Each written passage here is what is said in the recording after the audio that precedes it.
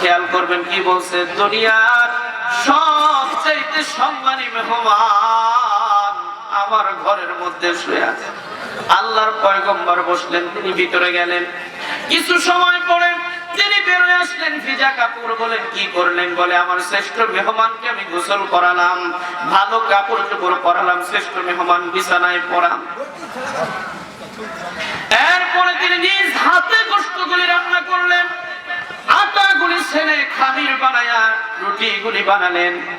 এরপরে বলতেছে আল্লাহর বান্দা আর একটু অপেক্ষা করেন, আমার মেহমানটারে আমি একটু খাওয়াইয়া দিয়ে আসি। ওই কষায় নিজ হাতে খাবার প্লেটটা নিয়া, গোশতের প্লেটটা নিয়া, রুটির প্লেটটা নিয়া ছিঁড়ে ছিঁড়ে রুটিগুলি মুখে তুলে দেয়, ফলগুলি মুখে তুলে দেয়, যা আনছে তার জন্য মেহমানের জন্য মুখে তুলে দেয়। আর মেহমান দোয়া করতে থাকে, পড়েন সুবহানাল্লাহ।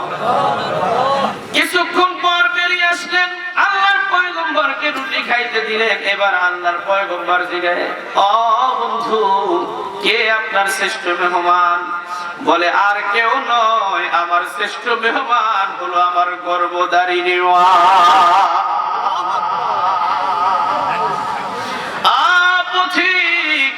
আপনাকে আমি ওইভাবে চিনি না, পরিচয় পাই নাই, আমার মা একটা পাগল মানুষ। আল্লাহর পয়গম্বর জিজ্ঞাসা, কে পাগলামি আপনার মা করে? বলে জানেন না, আমার মাকে আমি যখন সেবা করি, মুখের মধ্যে খাবার তুলে দেই, আমার মা শুধু বলে আল্লাহ, ওর সে আজিমের মালিক, আমার কলিজার টুকরা আমার জন্য যে শ্রম দেয়, যে ভালোবাসা দেয়, যে ইহসান করে, যে কদর করে, যে মায়া করে, যে মুহাব্বত করে, আমি আমার কলিজার টুকরা সন্তানের উপরে খুশি। আল্লাহ তোমার কাছে দোয়া করি, জামানার নবী মুসার সঙ্গে তুমি আমার ছেলেটারে জান্নাতে দিয়া দিও। হুজুর বলেন, এই দোয়া কি কবুল হওয়া? মুসা নবী কাঁদে আর বলে, ভাই আল্লাহর কসম করে বলি, তোমার মায়ের দোয়া তোমার জন্য বৃথা যায় না।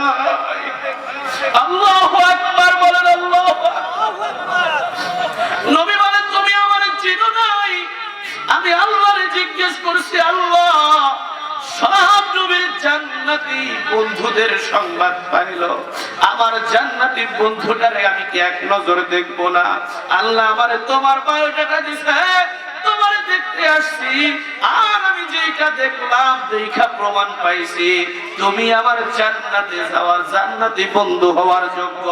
আর আল্লাহ তাআলা এই সংবাদ দেওয়ার জন্য আমাকে সুদূর থেকে তোমার বাড়িতে আমি মুসাকে পাঠায়া দিছে। জবান খুলে পড়েন সুবহানাল্লাহ। যখন যেই মায়ের দোয়ায় সন্তান জান্নাতি হয়ে যায়, নবীর সাথে জান্নাতি হওয়ার সৌভাগ্য পায়, আজ এই সন্তানের কাছে এই মায়ের কদর নাই। কথা বলেন ঠিক কিনা? আমরা অনেক ছেলে মেয়ের এরকম দেখেছি, বলে আমি তো আমার মার জন্য অমুক করি তমুক করি, এত কিছু করার পরেও কি মার হক আদায় হয় না? আমি বলবো না, আল্লাহর রাসূল বলেছেন, গায়ের চামড়া কেটেও যদি মায়ের কদমের জুতা বানানো হয়, তবু হক আদায় হবে। মায়ের এক ধার দুধের দাম, কাটিয়া গায়ের চাম, মায়ের এক ধার দুধের দাম, মায়ের এক ধার দুধের দাম, কাটিয়া গায়ের চাম, পাপোশ বানাইলে ঋণের শোধ হবে না, এমন দরদি হবে কেউ হবে না আমার মা গো, এমন দরদি হবে কেউ হবে না আমার মা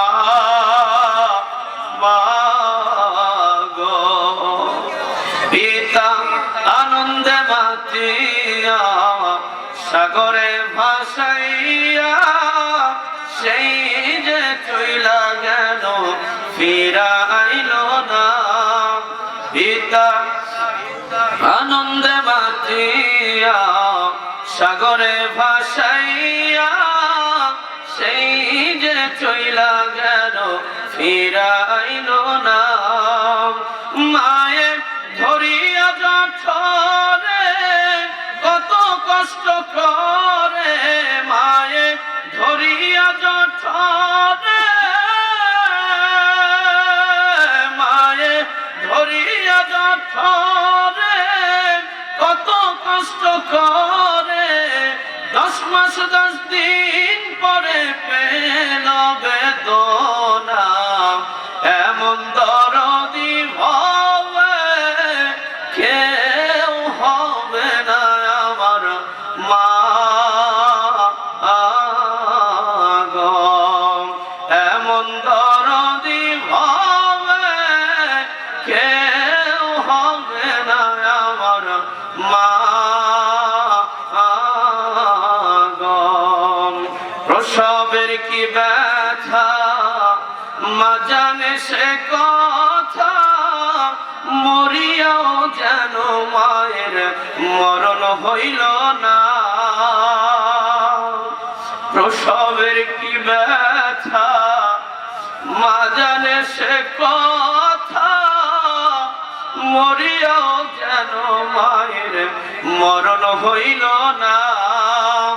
মায়ে ঠেকিয়া সন্তানের দায়, অকালে মা প্রাণ হারায়।